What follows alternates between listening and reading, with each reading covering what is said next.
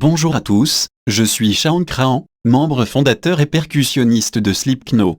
Notre groupe de nu metal a été formé en 1995 à Des Moines, dans l'Iowa.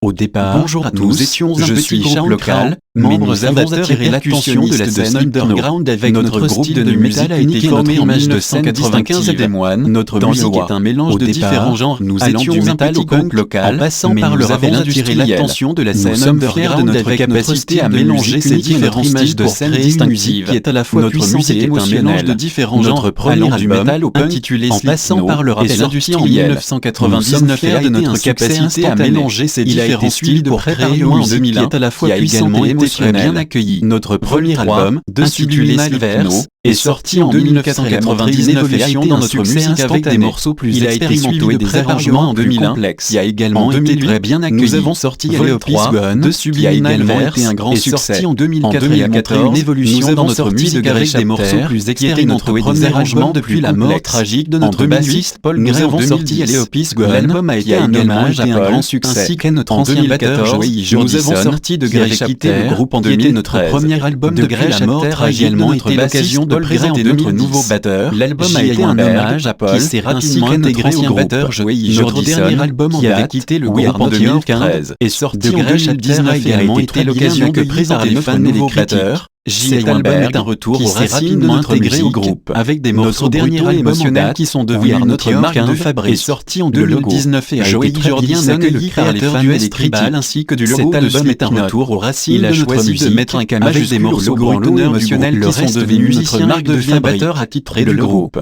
Joey Jordison est le créateur du S-Tribal ainsi que du logo de Slipknot. Quelques temps plus tard, la DA a choisi de mettre un K majuscule au logo. Jordison de se décrire en 3 mots. Il se dit introverti, silencieux et attentif, alors que d'après les membres de Slipknot, il serait le plus bavard et le plus communicatif. Joey Jordison est devenu au fil des années une personnalité reconnue dans la scène métal américaine à tel point que pour l'album anniversaire de Roadrunner, le label de Slipknot, Joey a été promu chef de projet avec 3 autres artistes du label. De plus, il est considéré comme un des meilleurs batteurs de métal de sa génération. Origine du masque. Le masque de Joey Jordison est un masque de théâtre japonais. Ce masque s'appellerait Kabuki mais il ne vient pas du film Halloween. Joey a adopté ce masque et en est devenu inséparable car sa mère lui a fait peur avec ce masque le soir d'Halloween. Ma mère était planquée dans un buisson. Je descends de voiture, j'arrive devant la porte et la voilà qui saute hors du buisson avec ce masque sur la tête. Elle m'a foutu la trouille de ma vie et j'ai bien cru que ma dernière heure était arrivée. Pourquoi le numéro 1 ? Joey s'est donné le numéro 1 car il estime qu'il doit toujours en faire plus que les autres membres du groupe, c'est à lui de prendre les décisions et d'aider le groupe à faire les bons choix. Dans le groupe, Joey est le créateur du S-Tribal de Slipknot et a choisi de mettre un K majuscule en honneur à Korn, dont il était grand fan ado. Il nommait les membres du groupe Maggot auparavant, maintenant l'idée est que ce soit les fans de Slipknot qui ont ce nom. On notera aussi ses performances live, où Joey n'hésite pas à impressionner la galerie. En effet, lors de concerts, la batterie prend de la hauteur sur une plaque tournante pour ensuite se renverser à la verticale. Joey joue donc la tête en bas face aux spectateurs, à 3 mètres de hauteur. Projet parallèle. Mis à part l'énorme succès que Joey Jordison a dans le groupe Slipknot, il est aussi guitariste, mais cette fois-ci, dans un groupe qui se rattache plus au heavy rock, Murderdoll, autrefois appelé The Reject. Leur premier opus étant Beyond the Valley of the Murderdoll. Il a aussi fait de nombreux groupes avant Slipknot, notamment Anal Blast avec Paul et un autre groupe avec Cray 2002. Il fait aussi partie de la Roadrunner United pour les 25 ans de Roadrunner avec l'album de All Star Session lors d'un concert. Il a joué avec Metallica en tant que batteur, leur ayant un problème. Il a également fait partie un temps au groupe Satyricon. Joey ira de plus prêter main forte au groupe 3 Inch of Blood. Pour leur prochain album, il produira leur prochain album mais on ne sait pas encore s'il sera derrière la batterie. Paul Gray. Paul Gray, surnommé Porky, 8 avril 1972, est un musicien américain, bassiste du groupe de nu metal Slipknot. Discret mais influent, il est un des créateurs du groupe. Natif de Los Angeles, il a suivi ses parents à Des Moines, Iowa, ce qui lui a permis de jouer avec son pote Joey Jordison dans Annals of Blast et de participer à quelques autres groupes avant Slipknot. Il s'était réinstallé à Los Angeles quand Shawn Crahan l'a fait revenir d'urgence avec sa basse, pour un projet extra qu'il ne pourrait pas refuser. Quand on va faire des interviews, on porte toujours nos masques et on ne rate jamais une occasion de foutre la trouille aux gens. Est-ce que les masques sont un truc fétichiste ? J'en sais rien, c'est possible, perso je ne suis pas du tout dans ce genre de truc. Par contre je pense que Des Moines est certainement l'endroit où il y a le plus de gens dans ce genre de trip. Chris Fan. Chris Fan, né le 24 février 1972, est le percussionniste de Slipknot. Avec son nez de 15 cm il fait penser à Pinocchio, d'où son surnom Pornocchio. C'est aussi parce qu'il s'amuse sur scène à simuler une masturbation ou à envoyer son nez dans tous les sens qu'il a reçu ce surnom. Détail. Il se fit tatouer 4 éléments sur un mollet lors d'une tournée au Japon et le loup qu'il a sur l'autre mollet a été fait lorsqu'il a eu une cuite lors de sa première tournée à Amsterdam. Chris Fan comporte le numéro 3 et s'occupe également du chant dans certaines chansons. C'est le comique du groupe. Dans son adolescence, son groupe préféré était Sepultura. Ses percussions sont constituées de plusieurs tambours et de grosses caisses.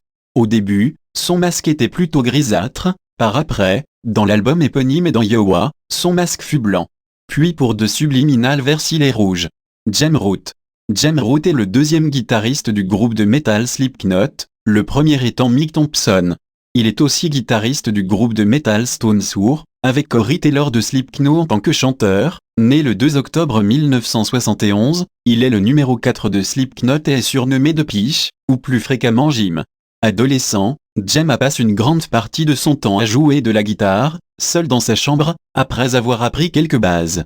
Jouant pour le plaisir, il ne sait pas lire une partition, ce qui ne l'empêchera pas quelques années plus tard d'intégrer les groupes Atomic Opera et Dead Front, jusqu'à ce que Joey Jordison ne lui demande en 1998, suite au départ du guitariste Josh Brenner, d'intégrer Slipknot.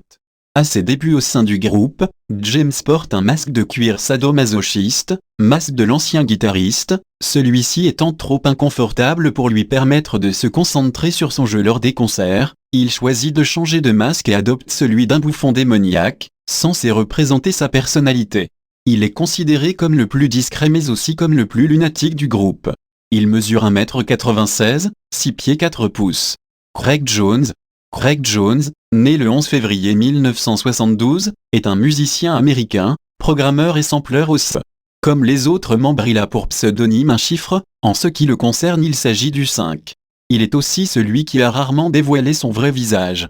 Dans un premier temps, il rejoignit le groupe en tant que guitariste, mais changera en travaillant aux côtés de Sid Wilson, en charge des platines. Il ne perd néanmoins pas tout contact avec son instrument d'origine dans la mesure où il s'occupe toujours des effets liés aux guitares sur scène. Dès qu'il est en représentation, il revêt son visage d'un casque ou d'un masque en cuir sur lesquels sont plantés de longs clous tournés vers l'extérieur. Cet aspect visuel fait directement référence au turpiné de la série de films d'horreur américain Hellraiser. Il s'est aussi fait tatouer le logo du groupe sur un de ses mollets. Il s'occupe de la gestion du site internet du groupe Slipknot. Avant qu'il ne divorce, sa femme l'aidait dans cette tâche. Son ex-femme est morte le 3 mai 2005. Il a tenu un petit rôle dans le film Rollerball de John McTiernan, 2002, intervenant dans son propre rôle de membre du groupe Slipknot. Sean Crane, moi-même. Je suis né le 24 septembre 1969 à Des Moines, Iowa. Je suis musicien américain, membre du groupe Toomai Surprise et fondateur de Slipknot, dans lequel je m'occupe des percussions. J'ai fait réellement corps avec mon masque. Lorsque je suis sur scène, je ne suis plus Sean Crane, mais le clown, complètement dans mon trip est le seul moyen de m'en faire sortir et de me retirer mon masque. Histoire du masque. À 15 ans, je me promenais dans un centre commercial avec ma copine de l'époque que j'étais censé inviter au resto. Nous sommes passés devant un magasin de farce et attrapé dans la vitrine se trouve un masque de clown. Mais ce n'est qu'une dizaine d'années plus tard que je le porterai lors d'une répétition de Slipknot, juste pour faire le guignol. Mon masque représente le côté gai et heureux, la vision enfantine du personnage, mais il montre aussi ce qui se cache vraiment derrière le masque. Du masque classique de clown, on est passé à un masque agressif chauve doté d'une crête à clous. Pour Iowa, J est gravé un pentagramme sur le visage, un 666 sur le front et un morceau de crâne manquant laissant entrevoir le cerveau souvent arrosé de liquide rouge simulant du sang. Tatouage. J'ai le logo de Slipknot sur un mollet. Celui-ci s'était rajouté au tatou de Pinea, personnage de Hellraiser, sur une épaule, le nom de ma femme en japonais sur l'autre épaule et d'un éléphant dessiné dans le même esprit que Pinea. Mick Thompson. Mick Thompson est le premier guitariste du groupe Slipknot, le second étant Jim Root. Il est né le 3 novembre 1973 à Des Moines, dans l'état d'Iowa. Avant de rejoindre Slipknot, Mick a joué dans le groupe Body Pit, avec Paul Gray. bassiste de Slipknot et numéro 2, Anders Colsefini, le premier chanteur de Slipknot sur l'album Matt Filky Repeat, remplacé par Corey Taylor numéro 8, et Donnie Steele. Masque. Inspiré par les anciens casques de hockey, son masque trouve son origine dans le film Vendredi 13 où le tueur Jason Voorhees porte un masque similaire. Il en possède 4 différents, un en cuir vert foncé, le même en noir, un jaune et un en métal. Mick explique ce choix par sa fascination pour les serial killers, fictifs ou bien réels. Ce masque exprime de la haine pure. Tatouage. Il porte le nom du groupe sur un mollet, comme Craig et Sean, et sur son avant-bras droit il porte les idéogrammes japonais signifiant haine. Il a un ange sur l'épaule. Et finalement, comme James, il porte son numéro sur son autre avant-bras. Bien qu'il ait l'air d'une grosse brute avec son 1m88 et ce genre de tatouage, Mick se révèle être quelqu'un de très calme et sobre. La preuve, il adore la pêche et les chats. M'emmerde pas et t'auras pas à avoir peur de moi, a-t-il dit. Guitare. Bien que faisant partie d'un de ces groupes de métal de la nouvelle vague sans solo, il en connaît un bon bout sur le sujet mais il ne le montrera qu'à partir du 3e album de Slipknot. Corey Taylor. Corey Taylor, né le 8 décembre 1973, est le chanteur principal de Slipknot ainsi que de Stone Sour. Il est surnommé de Sickness ou Face mais il préfère Face. Corey est un chanteur à la voix ensorcelante, gourou d'une secte de cinglés masqués. Voix et charisme font de lui une figure unique et inimitable de la scène métal. Il marque les esprits avec son masque en cuir au visage déformé et aux dreadlocks sauvages. Il est marié depuis 2002 avec Scarlett et il est le père de Griffin Parker Taylor. Anecdote. Ces dreadlocks étaient dans un premier temps les propres cheveux de Corey, le masque disposant simplement de trous pour les laisser passer pour qu'il puisse chanter sinon il aurait adopté un masque sans une ouverture à la bouche. Tout cela prenant du temps à enfiler, il les a par la suite rageusement coupés pour les coller au masque, et n'en finalement gardé qu'une seule, éliminant les autres à cause de l'odeur nauséabonde qui s'en est vite dégagée. Où est le vrai Corey? Est-il mort d'une overdose ou d'un accident de voiture?